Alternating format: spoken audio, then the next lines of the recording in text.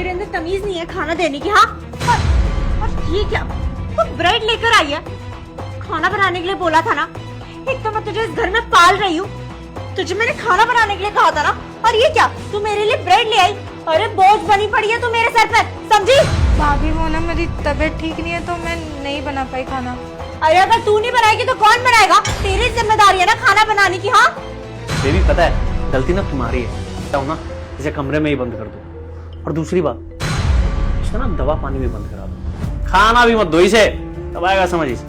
बिल्कुल सही कह रहे हो तुम। जब इसे पूरे 2 दिन तक कमरे के अंदर बंद रखूंगी ना और पानी तक नहीं दूंगी, तब अक्ल आएगी इसके अंदर।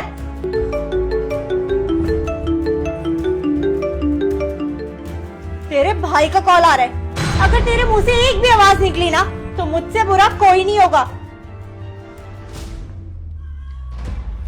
हेलो, कैसी हो? मैं एकदम ठीक हूँ, आप बताइए। अच्छा मुझे ये बताओ, चेतना कैसी है? तुम उसका ध्यान तो रख रही हो ना?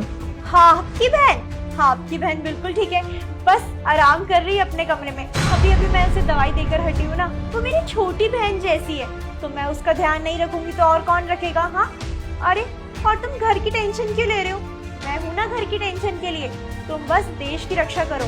और तुम्हारी बहन तो वैसे भी मेरी बहन जैसी है, तो तुम टेंशन मत लो। हाँ अच्छा, हाँ वो ना चेतना का हॉस्पिटल का खर्चा बढ़ता जा रहा है, तो तुम पैसे भिजवा देते टाइम पर तो अच्छा होता। ठीक है, मैं भिजवा दूंगा पैसे, ध्यान रखना अपना, ठीक है? और चेतना का भी। हाँ हाँ ठीक है, बाय। और तू अभी तक यही खड़ी हो कि मेरा मुंह देख रही है? मैं ना बस इतना जानती हूँ कि मुझे बहुत तेज भूख लग रही है, और 10 मिनट के अंदर ना हम दोनों के लिए अच्छा सा खाना बना कर ला, समझी? चल। ओए, ये भी ले जा, छोड़ो ना। बेबी सुनो ना, एक बात बोलूं, मुझे ना मीठा खाने का मन कर रहा है, उसे बोलो ना कि मीठा बना दे। और वैसे भी जब वो मीठा बनाएगी ना तो इसी बहाने हम लोगों को क्वालिटी टाइम स्पेंड करने का भी समय मिलेगा। एक मिनट बेबी। ओ कलमुही, इनका ना मीठा खाने का मन कर रहा है, तो जल्दी से खाना बनाने के बाद बाहर से कुछ मीठा ला दियो, समझी? बोल दिया बेबी।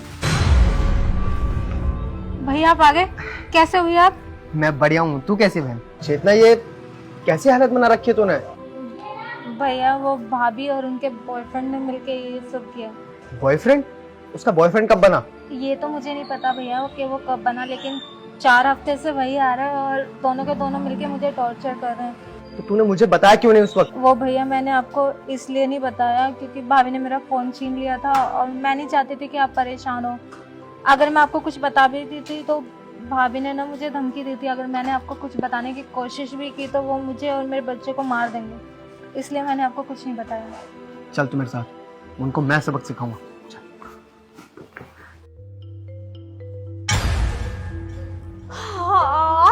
आप तो 1 महीने बाद आने वाले थे ना, फिर आज कैसे?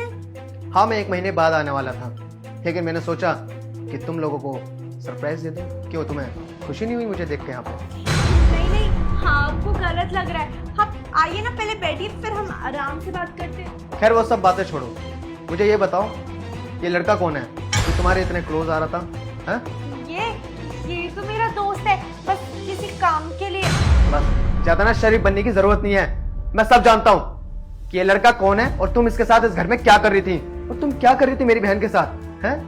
उसको इतना टॉर्चर, उसको मार पीट रही हो, उसके साथ ऐसा जानवर जैसा सलूक कर रही हो, घर का काम करवा रही हो, जबकि तुम्हें पता है उसकी कंडीशन, वो प्रेग्नेंट है, फिर भी तुम उसके साथ ऐसा कर रही हो। मैंने क्या नहीं किया तुम्हारे लिए, बताओ? तुम्हारी जो भी ख्वाहिशें थी मैंने सारी पूरी करी।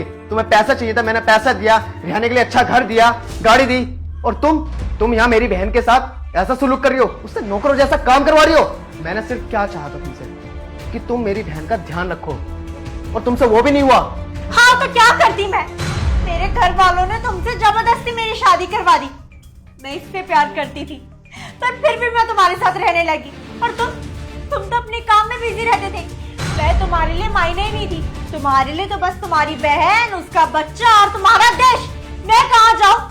फिर तो तुम एक बार भी कॉल करके पूछते थे कि अर्पिता तुमने कुछ खाया या नहीं खाया, तुम ठीक हो या फिर नहीं। नहीं, मैं तुम्हें याद नहीं रहती थी क्योंकि मैं तुम्हारी प्रायोरिटी थी ही नहीं। तुम्हारी प्रायोरिटी थी तो सिर्फ तुम्हारी बहन। अगर तुम्हें इतनी दिक्कत थी तो शादी से पहले बताना चाहिए था ना। मैंने तुमसे क्या कहा था कि मेरी बहन प्रेग्नेंट है, वो इस कंडीशन में काम नहीं कर पाएगी, उसका ध्यान रखना, और तुमसे वो भी नहीं हुआ।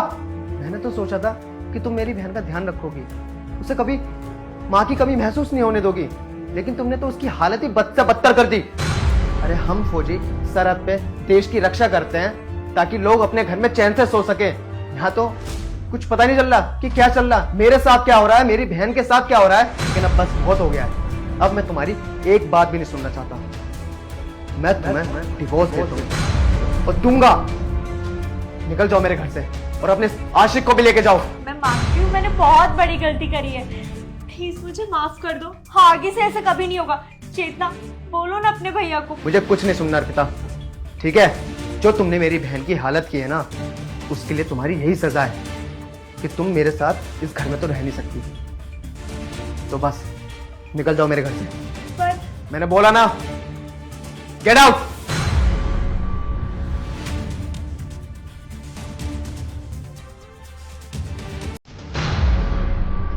बहन मुझे माफ कर दे, मैं तुझे इस हालत में छोड़ कर गया, और वो भी एक ऐसी औरत के साथ जो खुद तुझे इतना टॉर्चर कर रही थी, तेरे पे इतना जुल्म कर रही थी।